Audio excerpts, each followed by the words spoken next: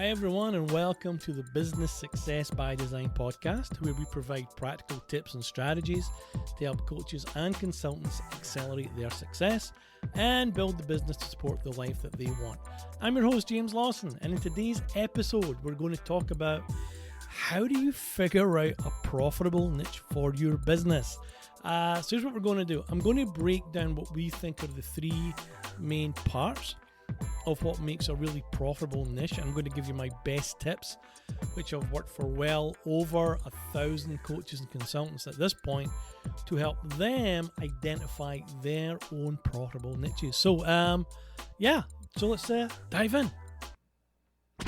Welcome to the Business Success by Design podcast, where you'll learn everything you need to know about building a thriving business. This isn't theory. It's hardcore strategies and tactics designed to help you win. Join us as top business coaches, marketers, and business insiders pull back the curtain on what really works in building the business you want and what's just complete BS. And now, sit back and listen to rockstar host James Lawson, he's the one with a funny accent, and Angela Inzerillo as they go deep, cut through the crap, and get to the core of making your business work for you. All right, guys, so listen, let's jump right into this. So here's how we're going to do it, right? We're going to start with the definition of an actual niche. And it's important that we understand what that definition looks like. Many people have many different things or different ideas about what a niche is. I'm going to give you mine, right? And I think this is the best one. So a niche is a specialized but profitable segment of a market. That's all it is. It's three things. It's specialized but profitable segment of a market. Now, that statement gives you the exact 3 steps that we're going to work on and break out or unpack to help identify your own profitable niche. But here's what we're going to do. We're going to work backwards. So the first part that we're going to talk about is actually the last part of that definition, which is the market. All right, so here's the thing. There's a lot of advice out there on how to figure out what your business idea should be and what your niche should be, how to get super specialized. And, some of that advice, and we've done it, but there's a reason why and to whom, where, you sit down and you do an in-depth study of who your ideal client is, what their name, where they live, what their favorite color, their favorite food. Basically, we create an avatar. It's what we do, right? And there's a time and a place for doing all that. But the time and the place for doing all that isn't when you're first starting out. And the reason being is that you don't really have a lot of data about who your customer is going to be, right? What they're going to be buying from you, what they're going to be thinking. So the beginning isn't really the time to do significant deep dives into all of this. What I want to do is to keep this as uncomplicated as humanly possible, but make it effective, right? So you can get out, start having some conversations, and get paid, all right? Get some paid clients. So let's talk about the market. So when we think about a market, what does that really mean? Business at its core, right? Business at its core is about solving a problem. That's all it is. Yeah, we can put nice wrappers around it all and make it fancy, but ultimately, guys, business is about solving a problem. And what we want to be able to figure out is, what is the problem that I can solve that people are willing to pay for? Which means you don't have to get super creative and go starting to build or create something brand new that no one's ever heard of. Because you're not going to do it, right? It's not going to happen. It's going to be highly unlikely, right? It's why there's only one Amazon, there's only one Facebook, right? All you really need to do at this juncture, at this point in the game, is figure out what are the things that I can provide that others are already paying for. All right. So, as an example, we have clients come through our program who have a lot of experience about building their careers, right, from corporate. So it makes sense that they might go into career coaching, right? I mean, if you've developed a really nice career and you know the steps and you want to help others do the same thing, then maybe career coaching is the exact thing that you want to do.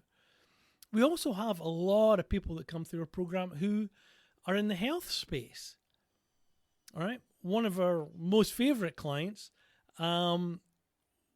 was she was about 50 pounds overweight, and she didn't get into the fad idea of dieting and all that kind of stuff. But when she lost her weight and she figured out what it was that helped her do it, she got into health coaching. More importantly, nutrition. So that's just a couple of things, right? But it's like your experiences in your life are going to be a good guide in terms of where you might want to play. So, for Angela and I, we came out of corporate. We didn't have a lot of success in the beginning when we started our coaching business. In fact, it was dire for about 3 or 4 years. But then we figured it out. We figured out what we're doing wrong. We corrected it. And now we've got a very successful coaching company. So it makes sense for us to work with people who are wanting to leave corporate or have left corporate, who have started a coaching and consulting business and are really struggling. They're finding that it's not the same as what it was in corporate. You don't have that level of support and guidance and all the structure that went around working in corporate. You don't have that when it's your own business.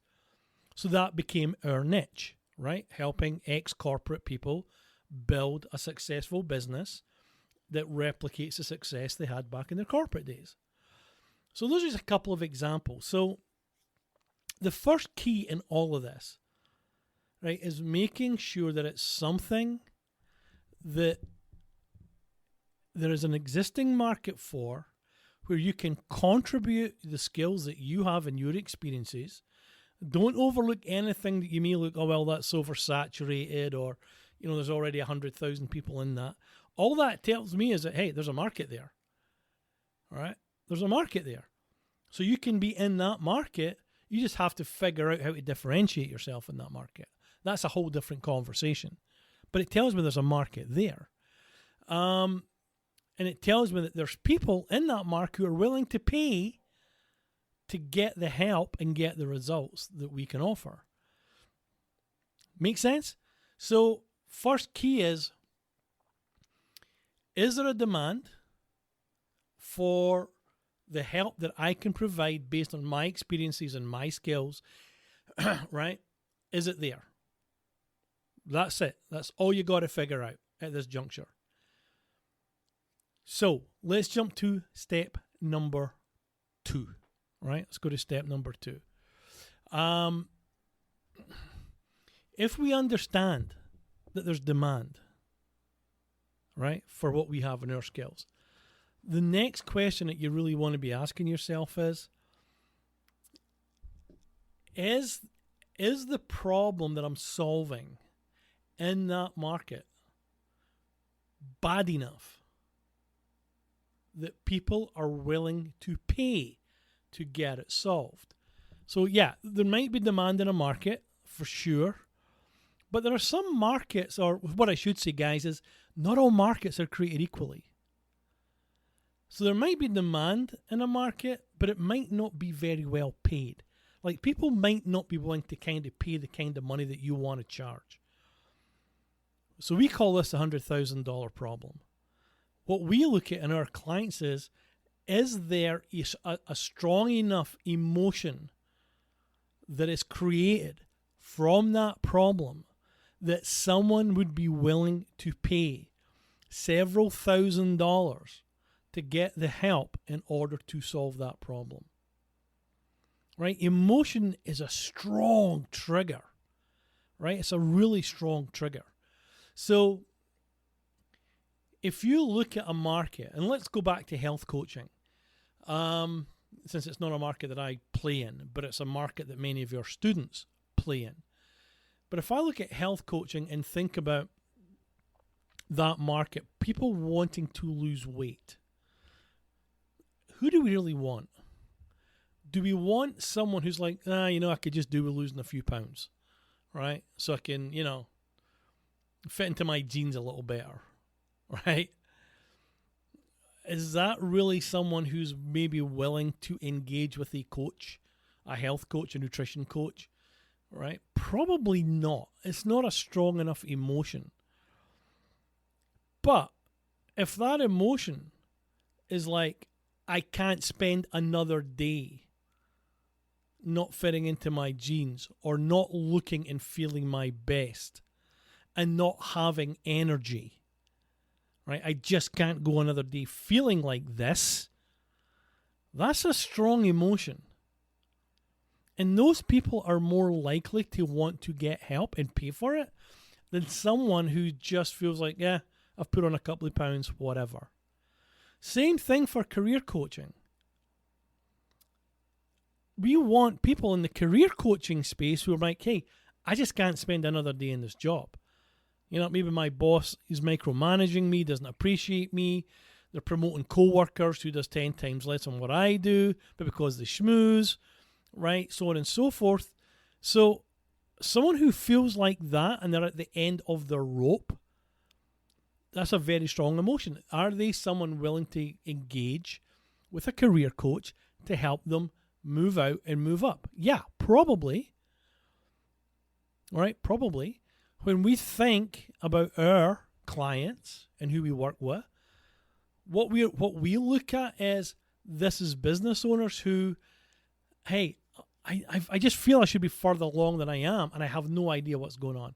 I don't know why I can't make any headway. All right, I'm frustrated by the fact that I'm working all these hours. I'm frustrated by the fact that I'm blogging, I'm posting, I'm doing all of this stuff, and nothing's happening. Yeah.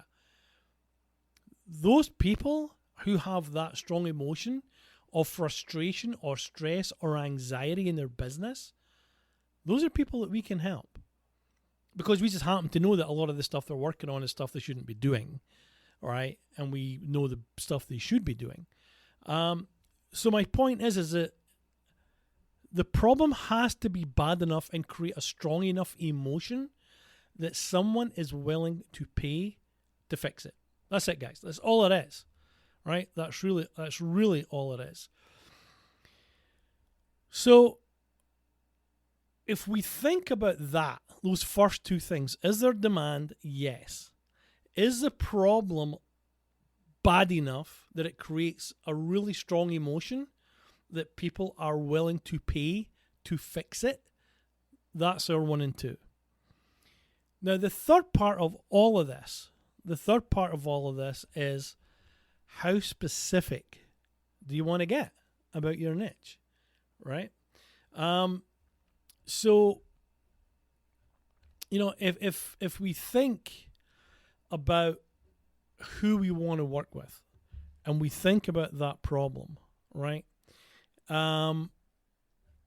So what we really, really want to do is now drill down at this point and start to think a little deeper about who in that niche. So one of the things that, and again, I told you at the beginning, that we do with a lot of our clients is we work through the ideal client blueprint and we create an avatar, right? This is just a theoretical individual who has a makeup that would suit the type of person that you want to work with. So I want you to think a little bit about what would that person look like to me, right? What would that person be going through? And try and dig a little deeper into, right, that niche, right? Try and dig a little deeper into what kind of life will this person have, right? What will they be going through? and how is all of that affecting them in their business? All right. I want to also say, right, is focus on the emotions, right? Focus on the emotions. Because if you can't get into a niche where those emotions are strong, then you're not going to be able to build a business. It really is that simple, right? It really is that simple. So the level of the problem, right, for you, or sort of the level of the problem for your prospect has to be big enough, right? It has to be big enough. So those are the three big things, right? Demand, problem, how's it affect them emotionally, and then think about just how specific you want to get in. I'm going to say to you that in the beginning, don't get caught up in trying to create something too ultra specific. I think that what you want to do and what we've seen work best in any niche is just to focus on the problem and focus on how it affects people at an emotional level. And if you can do that, then you're going to find people who are willing to pay you to go and solve that problem. So guys, listen, a little bit longer than I intended, but getting a profitable niche isn't difficult if you just follow those steps, right? And then engage with people at an emotional level. That's the key thing, right? That is the key thing. So listen, love to hear your feedback on this, right? What you've been working on, what maybe niche you are in, and if you feel that it isn't too profitable, get in touch. Maybe we can work through something else, because there's multiple levels that you can maybe work in any niche that can turn a semi-profitable niche into a very profitable niche. And we've seen that done many, many times. So feel free to comment. Let me know your thoughts. And yeah, that's it. So listen, thanks for hanging in. This was fun, and we'll be back very, very soon. All right, thanks guys, and enjoy.